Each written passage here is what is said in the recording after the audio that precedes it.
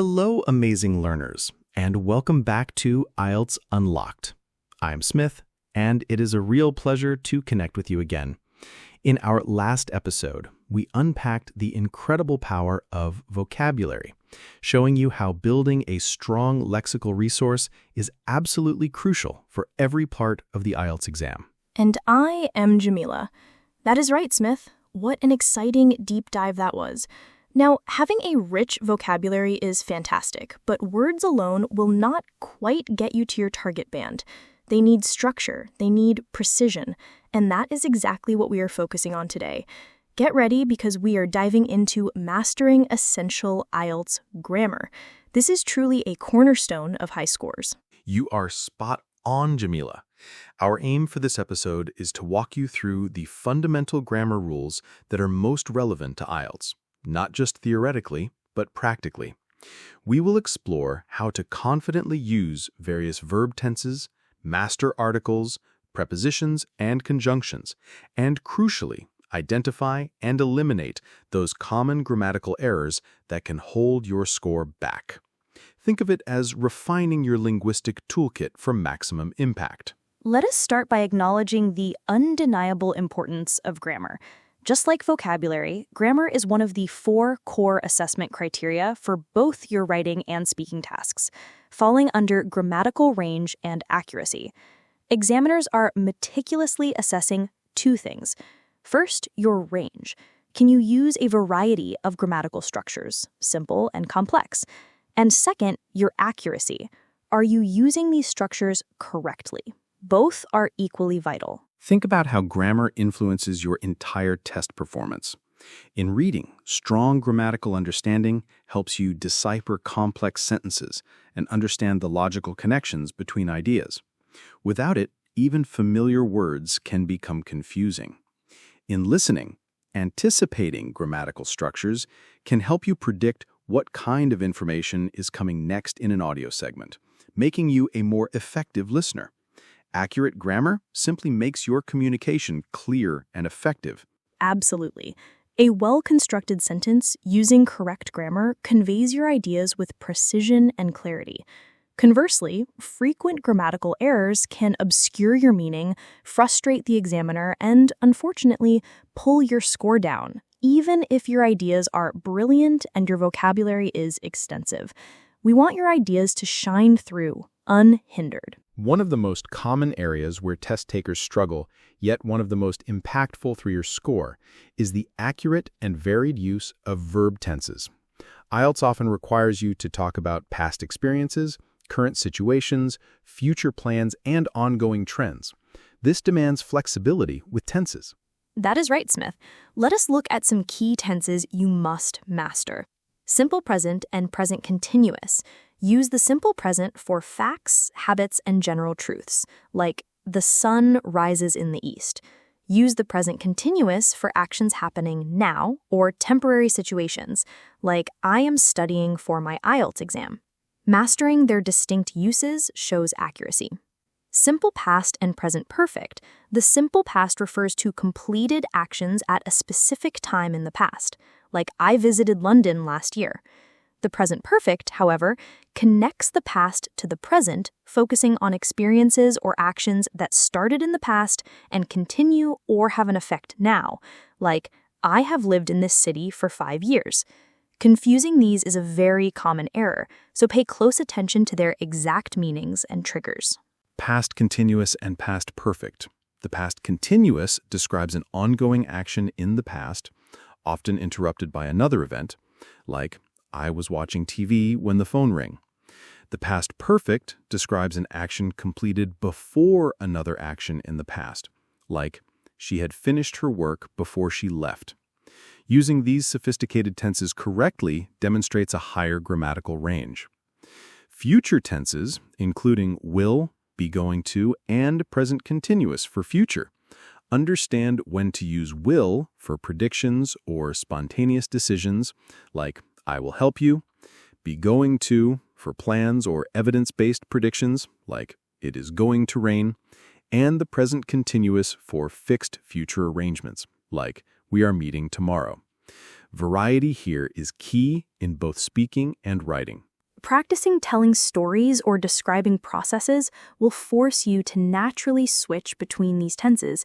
For instance, when describing a process for academic writing task 1, you might use the simple present passive voice. When talking about a past trend, the past simple and present perfect become crucial.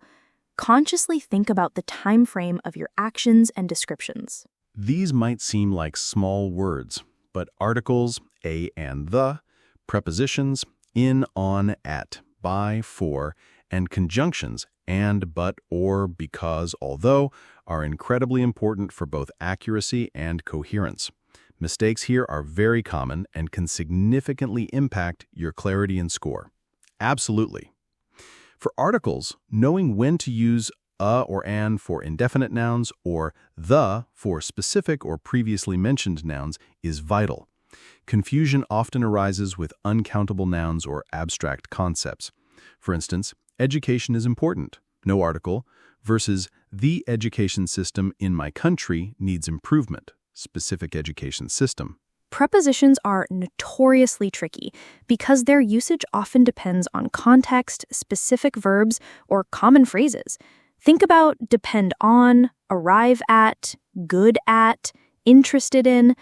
There are no easy rules for all of them, so the best approach is to learn common verb preposition, adjective preposition, and noun preposition combinations as fixed phrases. Extensive reading and listening will help you internalize correct usage. And then we have conjunctions. These are your tools for building complex sentences and showing logical connections between your ideas. Simple ones like and or but are fine, but for higher bands, you need to use a range of others, like coordinating conjunctions, and, nor, but, or, yet, so, link equal ideas. Subordinating conjunctions, example, although, because, while, since, if, when, wherever, introduce dependent clauses, creating complex sentences. Correlative conjunctions, example, either or, neither nor, both and, not only but also, create balanced, sophisticated sentences. Using these correctly elevates your grammatical range significantly. To truly demonstrate a broad grammatical range, you must move beyond simple sentences. Examiners are looking for your ability to use complex and compound sentences effectively. Absolutely. A compound sentence combines two independent clauses with a coordinating conjunction. Example, the economy is growing and unemployment is falling. A complex sentence contains an independent clause and at least one dependent clause, often introduced by a subordinating conjunction or a relative pronoun. Example, although the government implemented new policies, the problem persisted. Practice constructing these varied sentence types in your writing and speaking. Now let us shine a spotlight on some incredibly common grammatical errors that frequently occur in IELTS tests.